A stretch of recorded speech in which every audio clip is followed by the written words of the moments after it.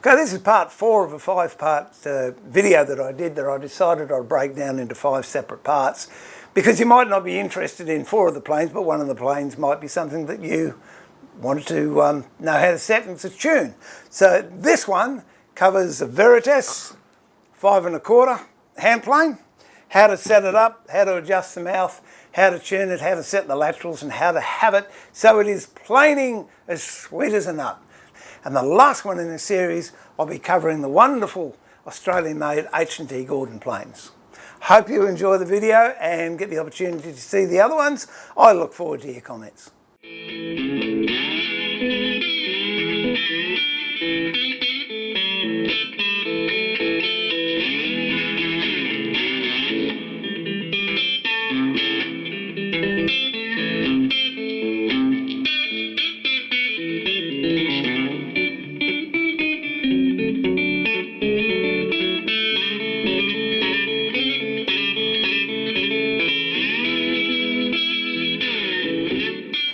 So now let's do a Veritas. Veritas are much the same, but the plane is engineered totally different to a Stanley Bailey one or Lee Nelson, and I really do like their technology. As I said, I'm not a fan of the bevel up planes, but that's personal preference. That's got a much meatier cap iron edge there, and I think they're engineered a lot better than the mass production Stanleys. Same, a little bit of blade out, lock it up. This I'd use a screwdriver because these look like an anodised metal, so I don't want to wreck that. There we go. See if I can get the light on the blade. The laterals on this are totally different to the Stanleys. The Stanleys are all in one with a riveted lateral lever. This is a totally separate unit. Just make sure it's nice and oiled, and actually I might give it a tad of oil. There you go, a little bit of inox.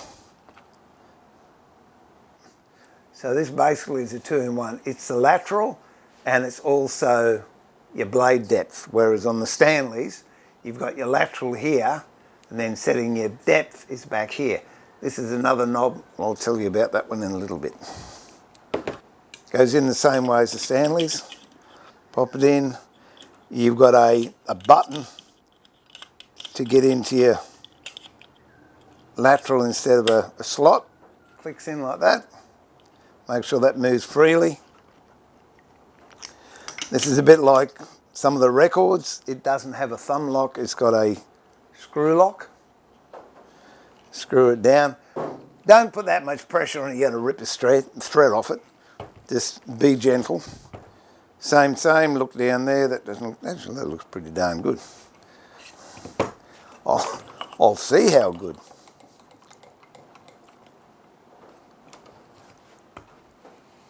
Okay, I haven't got enough out. So now I'm going to screw this down. And that'll give me my depth of cut.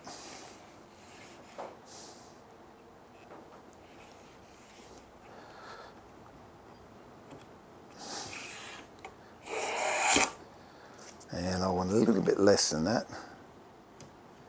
I reckon that'll do it. That's nice.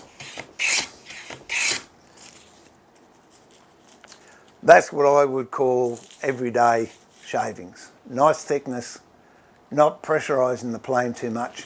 And you'll notice this one, instead of having a movable mouth, the whole frog assembly moves. So if I wanted to get a bigger mouth, that's what this little roller in here does. It screws it, so if I screw it this way, you can see there's a fair gap there in the mouth. Now if I screw it the other way, I'm moving the whole frog assembly forward and just about closing that mouth up, and then tighten this screw here, which will lock the assembly down, and I've got a nice small mouth. That's the Veritas, that particular one is a 5 1/4. The other thing that these have is these little side screws,